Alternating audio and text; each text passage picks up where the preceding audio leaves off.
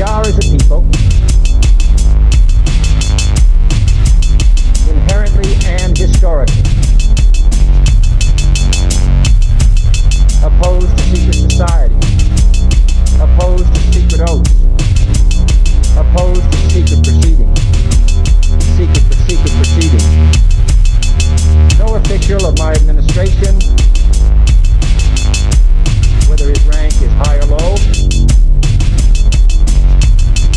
should interpret my words here tonight as an excuse to censor the news, to stifle dissent, to cover up our mistakes,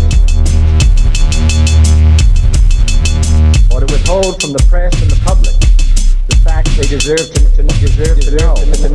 to know.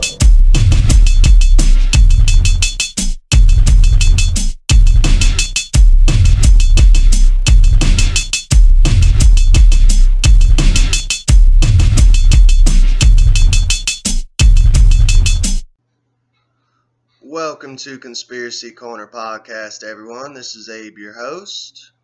I just got a couple minutes before work. I finished the title page for this podcast. I wanted to go ahead and just record the intro.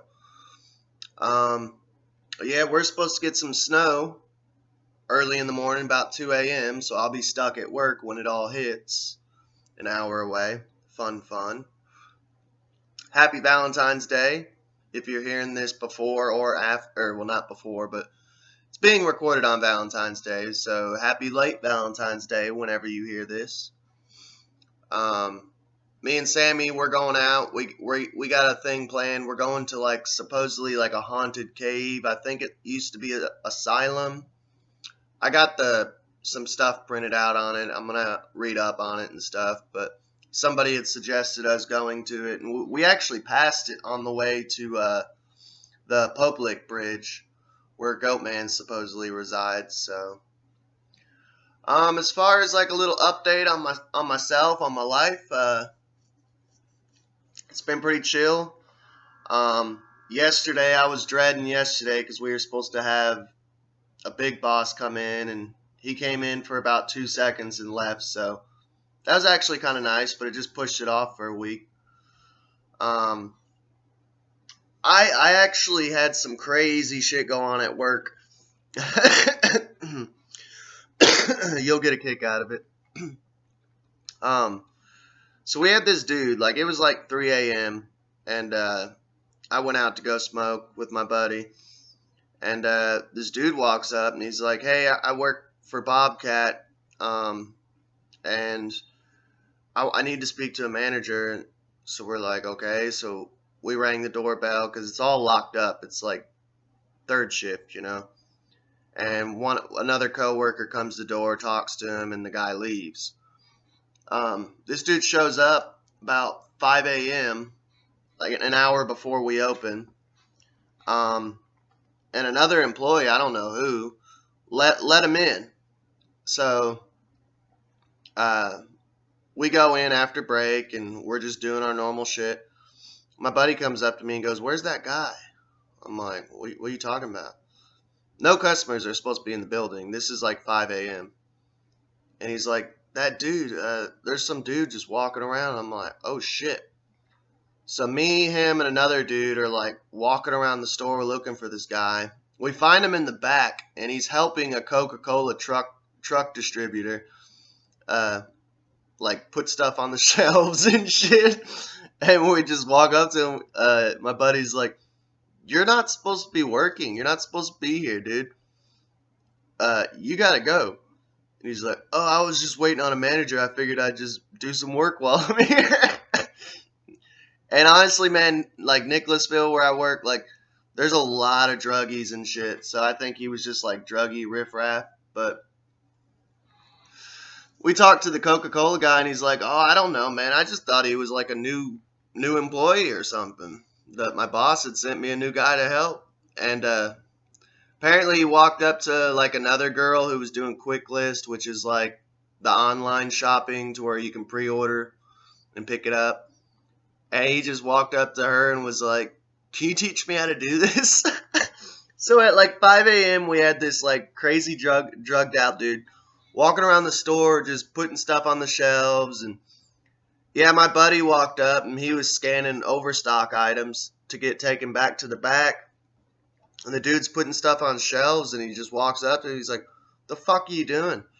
He said, "Oh, just trying to stock." And he's like, "Well, stop." Like, but yeah, that was our weird shift. Just some crazy drug dude waiting on a manager, just working. Doesn't even actually work for us. Like, I don't know, man. And it's crazy too, because like I used to play around with drugs. So I know, like, in his mind, he was probably like, "Man, I'm doing so good. They're gonna hire me. They're gonna they're gonna love me. I'm doing awesome right now, just high as a kite, you know." Like, that's the thing about drugs, man. Is like in your head, you're doing amazing, and everyone else can see like that you're like batshit crazy. But I don't know. I thought I'd share that with you all. Today we are covering Geronimo's skull, so getting into a little bit of Native American history, but it also ties in with the Busch crime family and the secret society Skull and Bones. So I'm going to try to comprise this one just with the particular story of Skull and Bones and how it ties in with Geronimo and his skull, which is a strange, and the Busch family, which is a strange but insane story, and I think you guys will enjoy it. It's kind of sad, it's fucked up, but it's crazy. That's the type of subjects we cover on this channel. So we'll get into it. If for some reason I still have some leftover time, we'll delve deeper into the Skull and Bones, because I have tons of info and tons of stuff to share with you all on Skull and Bones, and I can always make a part 2, so hit me up in the comments if this isn't enough for you all. I have tons of stuff on the Skull and Bones that I could share. But we'll get into it. Alright, so let's get into Geronimo. And I'm going to kind of give you guys a little overview of Geronimo. The Apache leader became a prisoner of war when he surrendered for escaping the reservation, and the U.S. government exploited him for good publicity. One of the most prominent Native Americans, Geronimo had his fame actually forced upon him by a U.S. government desperate to rehabilitate its image as a nation that sacrificed Indian lives to fulfill manifest destiny. But the Apache's adventures before he was captured are what true legends are made of. He haunted American leaders for years, evading the armies of thousands sent to chase after him. Geronimo was a peaceful Apache living in New Mexico until unimaginable horror turned him into a ferocious warrior hell-bent on revenge. In 1858, while the tribesmen were on a trading trip, 400 Mexican soldiers attacked their camp, destroying supplies, stealing horses, and slaughtering the women and children, including Geronimo's wife, children, and mother. Following tradition, he isolated in the forest. During that time, a voice spoke to him and revealed a prophecy. So now we're getting into the paranormal. Ooh-wee-oo. No gun will ever kill you. I will take the bullets from the guns, and I will guide your arrows. Untouchable, he carried out retaliatory raids on the treacherous and malicious Mexicans, indiscriminately killing hundreds. But as white settlers made efforts to colonize his homeland, the Indian leader faced an even greater enemy, the Americans. In 1876, the Apache was forced onto the San Carlos Reservation, a barren land in Arizona. 3 times Geronimo's organized breakouts from Hell's 40 acres, quote unquote, leading Americans on an intense and humiliating pursuit before surrendering. After the third escape, the punishment was harsh. The Chiricahua, who were exiled to Florida, and their leader became a prisoner of war. But Geronimo's jail cell was far more miserable than metal bars. Capitalizing on the public's fascination with the savage Indian, he became a tourist attraction, with fans paying as much as 25 cents for a button cut off of his shirt. For the last 3 decades of his life, Geronimo was put on display, touring the country, making appearances at hunting events, Wild West shows, the 1904 St. Louis World's Fair, even Theodore Roosevelt's inaugural parade. But when he appealed to the president to return home, tears running down his bullet-scarred cheeks, reported the New York Tribune, the plea fell on deaf ears. "You killed many of my people," replied Roosevelt. "You were not good Indians." On his deathbed in 1909, the 79-year-old confessed his regret for surrendering. "I should have fought until I was the last man alive," he said. So that's Geronimo. And you'll see why I wanted to kind of give you an overview of Geronimo and kind of a smaller but quicker but surprised or a smaller account of Geronimo's life. And we'll get into why we're talking about Geronimo. Alright, so let's give you guys kind of like a little overview of the Skull and Bones. Like I said, I can always do another episode on the Skull and Bones because there's so much stuff to dig up on them. It's insane. You can't cover it all in one episode. Skull and Bones. Atop the list of alleged nefarious secret societies sits Yale University's Skull and Bones Society. Accused of orchestrating history-altering events such as the control of the American media, the creation of the atomic bomb, and of course, the Kennedy assassination. George Bush Sr. The society has been labeled by one historian an international mafia that is unregulated and all but unknown. Its goals, some warn, is to create a new world order in which it places ultimate power solely in the hands of a small cult of wealthy, prominent families. Skull and Bones, in fact, has been running the United States for years, writes Alexandria Robbins in Secrets of the Tomb, which we're going to delve further into her work. She's awesome, man. She definitely was the one who wrote extensively on Skull and Bones. For their part, members of Skull and Bones mock such accusations, proclaiming that the group is merely a harmless college fraternity, a gathering of young men whose initiation rites are nothing but juvenile nonsense. There is no question, however, that the group's alumni have made a large percentage of the world's most influential movers and shakers, from banking magnates to government intelligence insiders, the presidents of the United States. A Yale student named William Huntington Russell, whose wealthy family had made a fortune trafficking opium and slaves, founded Skull and Bones in 1832, after spending a year in Germany among many members of mystical secret societies. He returned to the United States, determined to found one of his own.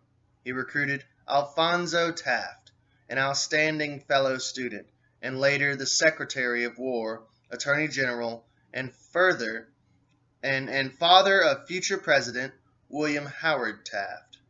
And together the two young men established the Brotherhood of Death, or more informally, the Order of the Skull and Bones. Recruitment.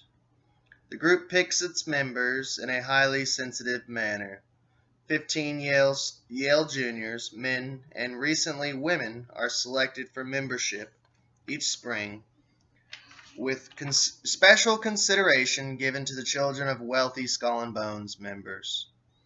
Yeah, I'm not going to get into that. That will be a whole nother episode.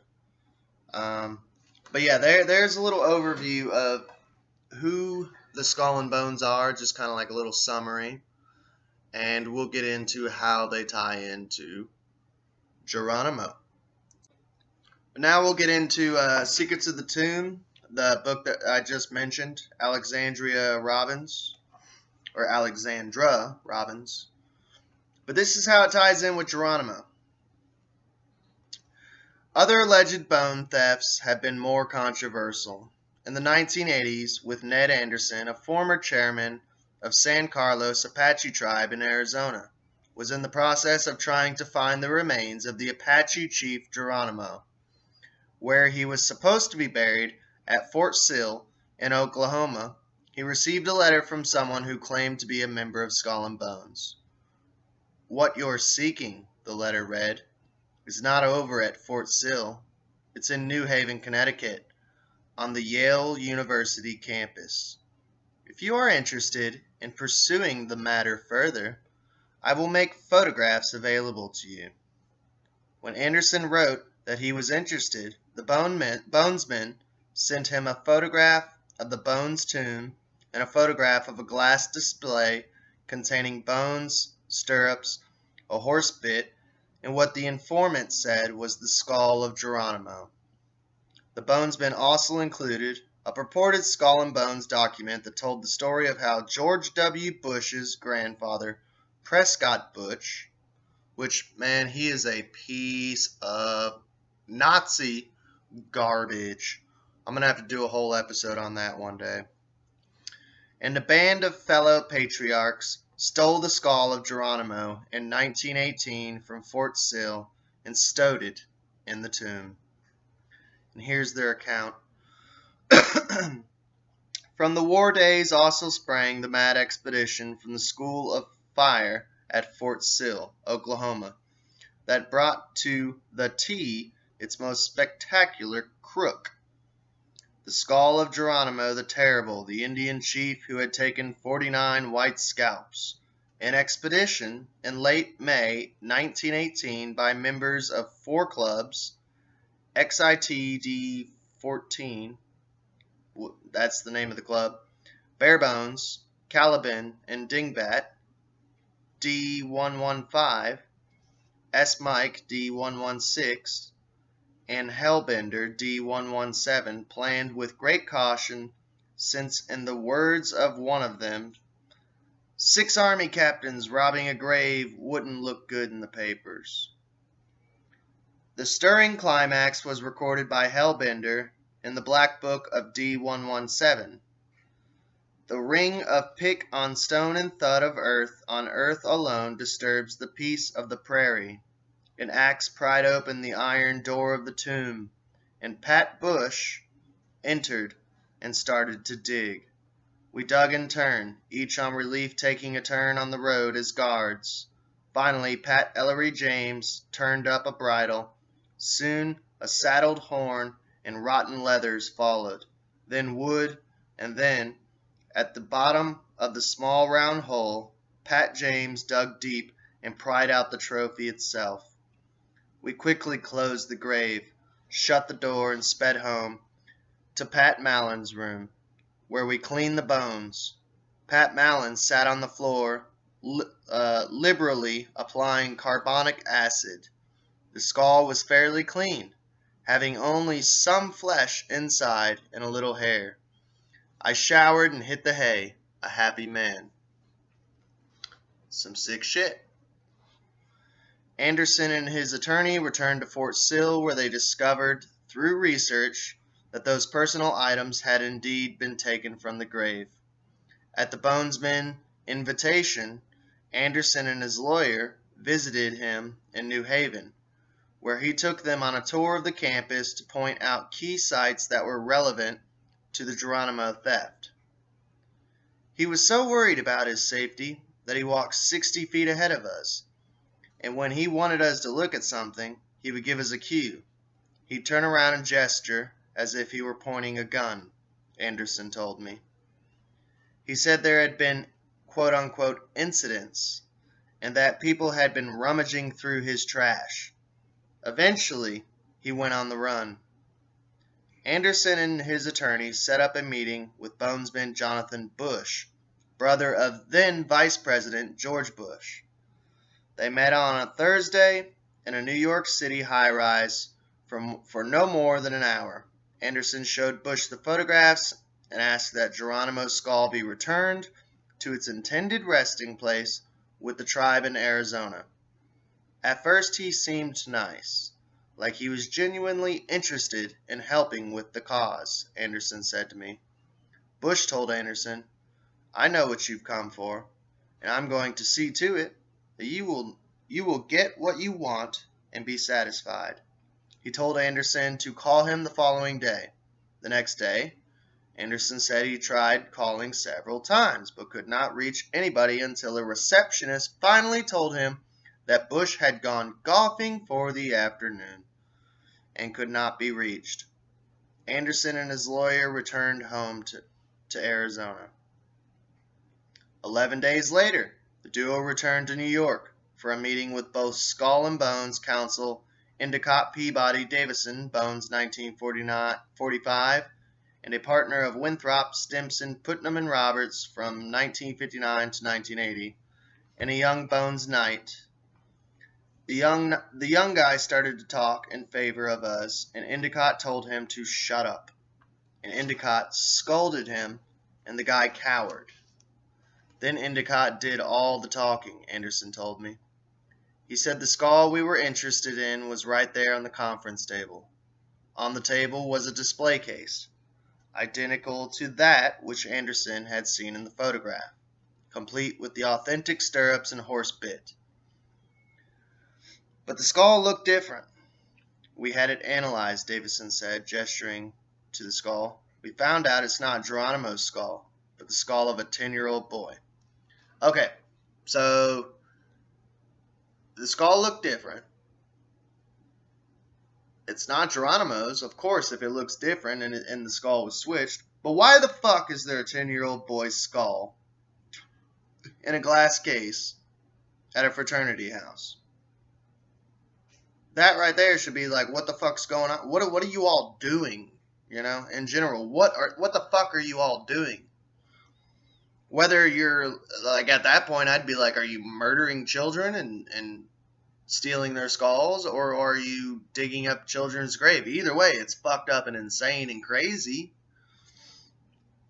The Bonesmen then tried to persuade Anderson to sign a document stipulating that the society did not have Geronimo's skull, that he would take home the display case, and that he would never talk about the matter again. Anderson refused. When Anderson returned home to Arizona, he asked Senator John McCain, which is executed now, to intervene by contacting George H.W. Bush, who was due to visit Arizona, and asking him for help. McCain told Anderson that Bush would not return his call. Today the display case remains in the tomb with a skull. Perhaps the skull from the meeting, perhaps not. That Skull and Bones members told me they still call Geronimo. So there you have it. Some screwed up shit.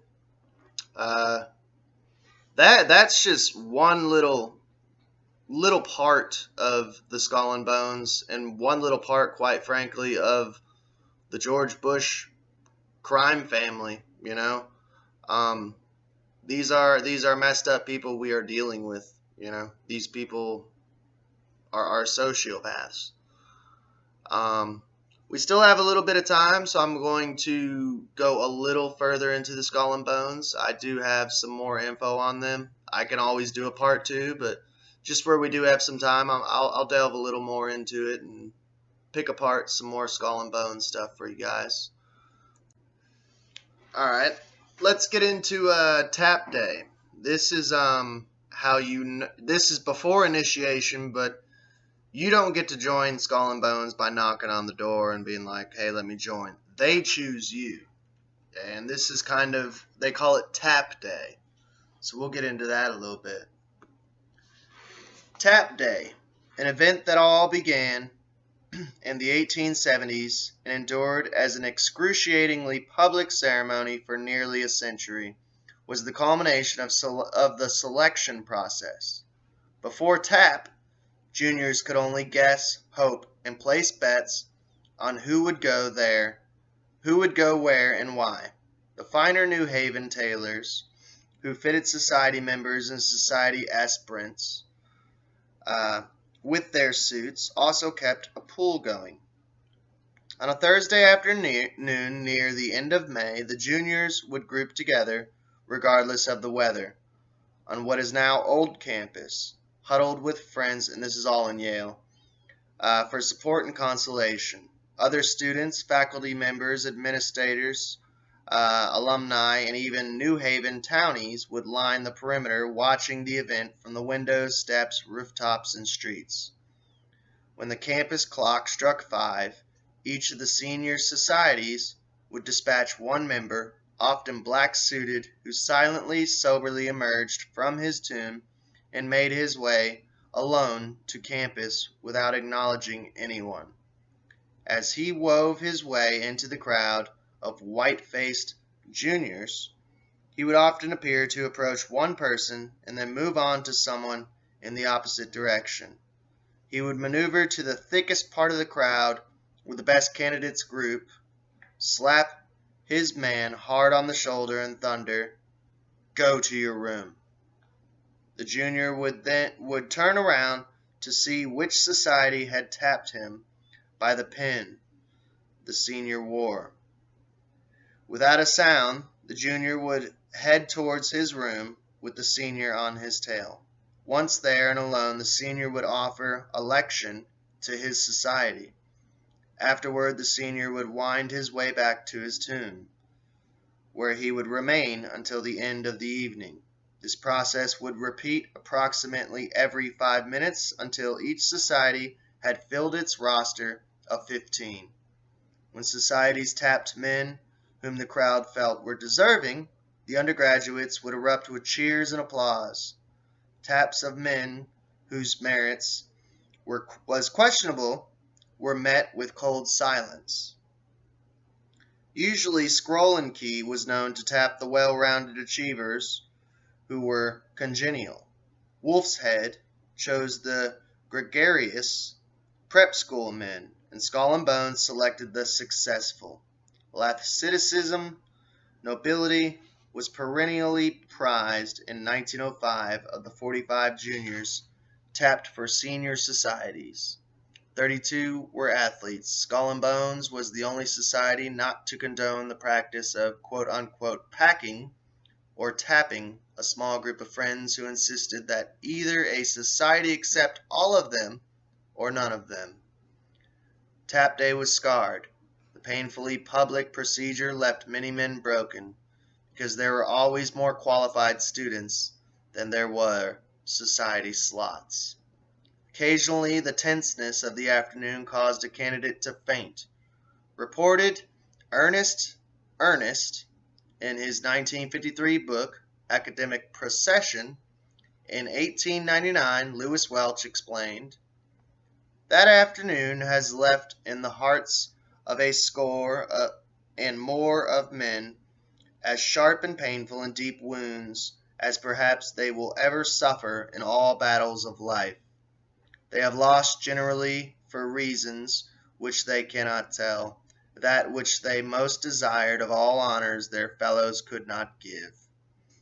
Their friends and colleague at large have seen them conspicuously fail.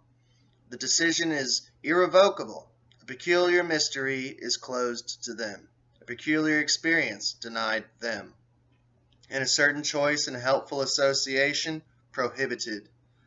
There is no undoing it all. The word has been given, and judgment has been passed."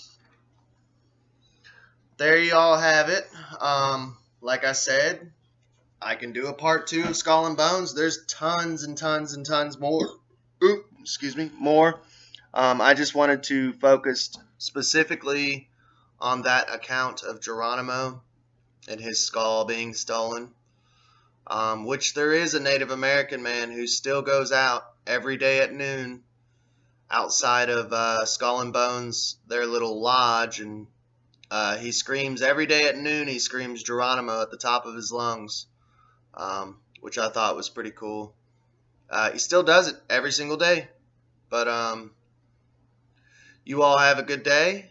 Let me know if you guys want a part 2 of Skull and Bones. There might be a part 3 or 4. I don't know. I mean, I can keep going. I have tons and tons of info on Skull and Bones. That was one that I particularly studied pretty deep. But you all have a good day, and I'll catch you all later. We are, as a people, inherently and historically opposed to secret society, opposed to secret oaths, opposed to secret proceedings, secret proceedings. No official of my administration, whether his rank is high or low, should interpret my words here tonight as an excuse to censor the news, to stifle dissent, to cover up our mistakes, or to withhold from the press and the public the facts they deserve to know.